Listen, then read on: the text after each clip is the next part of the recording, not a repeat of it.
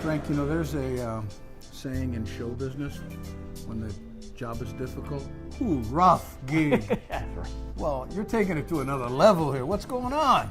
Well, you know, when a lot of customers come into home centers, they need sandpaper. You know, they're doing a project, and they buy the wrong type of sandpaper. How many kinds are there? Well, you know, there's basically 4 types. Like, I'll give you an example. Normally, when you want to sandpaper wood, you know, you have a piece of wood, there's a special sandpaper for it, and usually it's garnet sandpaper. Garnet is designed strictly for wood, but they want to sandpaper a piece of metal. Metal. If you use garnet on metal, it's going to deteriorate, going to fall apart. So for metal, they have sandpapers where wet and dry. You know, we're designed, they're the black type. But then there's also a sandpaper that can be used on metal or on wood, and those are called aluminum oxide. Why don't they make all sandpaper like that? Cost. Yes, the cost, yeah. Because, you know, if you were to put garnet or silicone oxide in water, it would just deteriorate, it would fall apart. Okay. So it has to have an emery. Sometimes some people call it emery cloth, Yeah. so it doesn't deteriorate.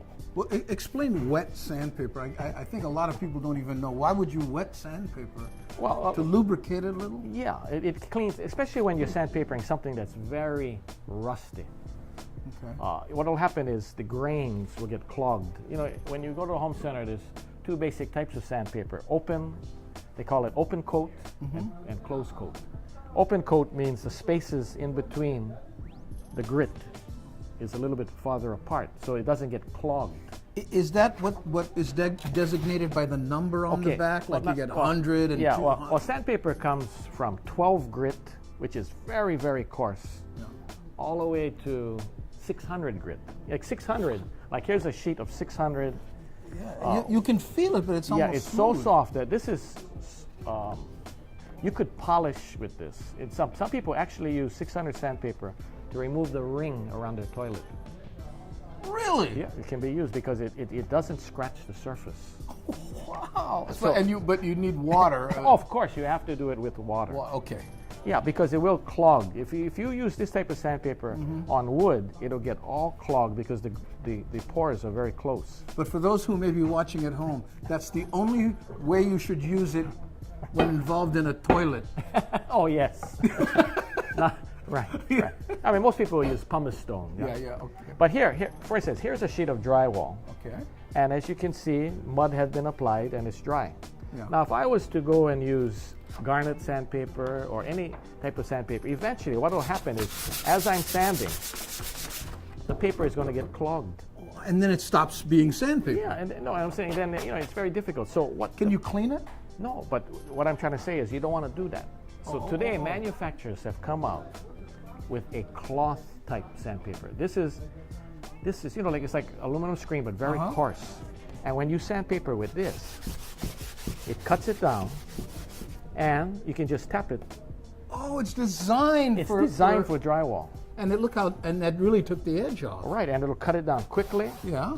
And you can use it over and over. A sheet of this can do 100 sandings versus trying to use garnet or aluminum oxide sandpapers. So you say there's 4 different kinds of sandpaper. What are they again, Frank? Okay, they're garnet.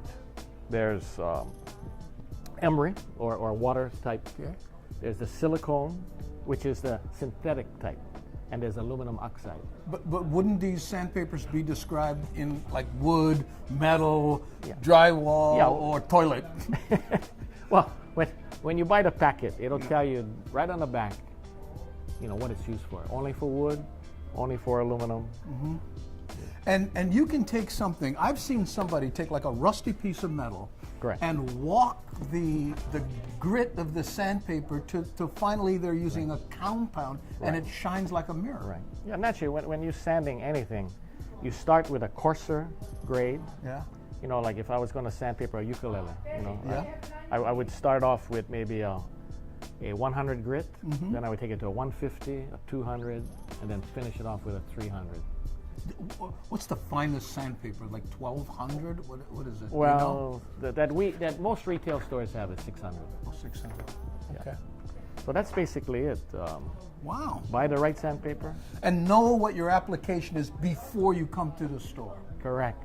right? So don't send somebody who, wow, buy me some sandpaper. Won't work. Correct. Okay. Well, I got to go to the bathroom, so you don't mind if I borrow this? Oh, yeah.